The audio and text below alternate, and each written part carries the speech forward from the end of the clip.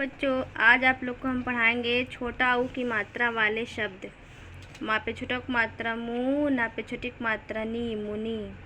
सा पे छोटा ऊ की मात्रा सु, खा पे बड़ी की मात्रा खी, सुखी।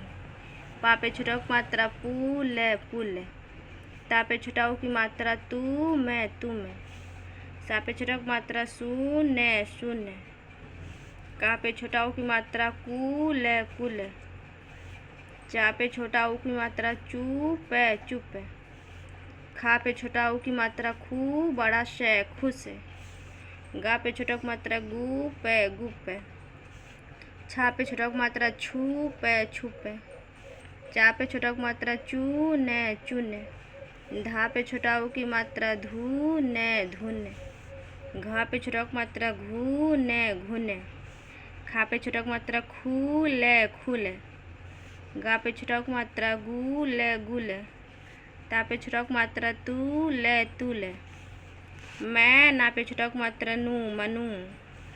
गा पे छोटा ऊ की मात्रा गु, ला पे या की मात्रा ला, बे, गुलाब। गा पे छोटा ऊ की मात्रा गु, ना पे या की मात्रा ना है, गुनाह है। सा पे छोटा ऊ की मात्रा सु, ब है, सुबह है।